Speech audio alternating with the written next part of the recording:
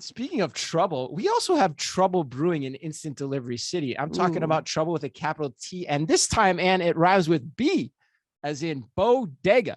According to CNBC, that was really it's a Music Man reference. You don't know the Music Man? No, I don't. Oh my and God. That was the stretch. Oh, we got trouble. Listeners, please right stay here in with River us. City. Stop singing. It starts Chris. with T. It rhymes with P, God. and it starts with it stands for pool. Let's it go. stands for Let's pool. go. All right. Let's go. I don't think. All right. According to CNBC, some elected officials and small business leaders worried that delivery startups could eventually push out bodegas and corner stores. Critics are trying to use zoning rules to curb the growth of instant delivery firms and their dark stores throughout New York City. And do you think the bodegas and the local officials have a case here?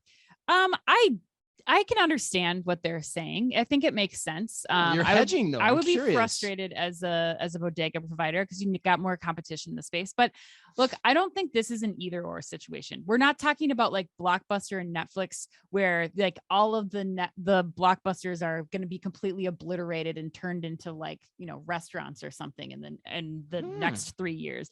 I think that convenience, as we know, does not always mean 15-minute or less delivery. It means getting something reliably on my own time. And I think that the bodegas will still serve a purpose in conjunction with these instant delivery providers. And I'm curious what people like. We hear a lot of complaints from the people, in these neighborhoods that are rallying support around, creating these special requirements for the instant delivery providers. But would you rather have a vacant storefront, or would you rather have a dark store? Like, you get some benefit of it. I guess that's my question. Like, what would you prefer in this age of, lots of vacancies? Wow. See, I think I disagree with you on this. Okay. Yeah, I do. What are your thoughts? Well, I think one, I think you have to take this story really seriously. You're starting to see kerfuffles around this startup. You had also in the Netherlands this week, 2 cities, Amsterdam and Rotterdam, put moratoriums for an entire year on the building of any more dark stores for this same reason. Yes. They're concerned about it. The reason I say that I kind of disagree with you is it's going back to what we said about the last story too, with Starbucks. Is like, I get your point about these are new businesses, but the people that are going to reap the benefits of that are the tech companies that are running automated facilities. Yes, they're saying they supply jobs. I agree. And yes, there will still be some bodegas around, but there's going to be a lot less over time. Yeah. And so the question, and here's the other wrinkle to this that I think is important that I was thinking about last week.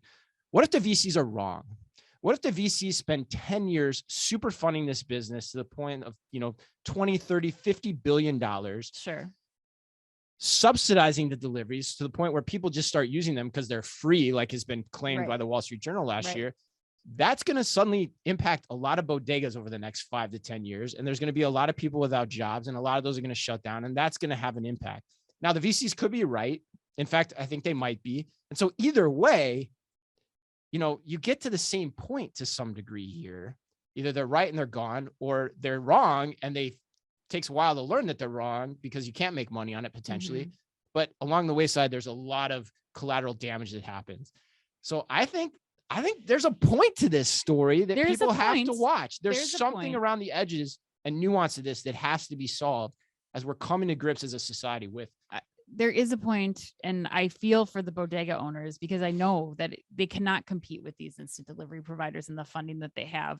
But I do still think that there is a purpose, and the good bodegas will survive. Like, they're not going to go away. You still need the corner store. There are things that they're providing that the instant delivery providers are not able to provide in the same way.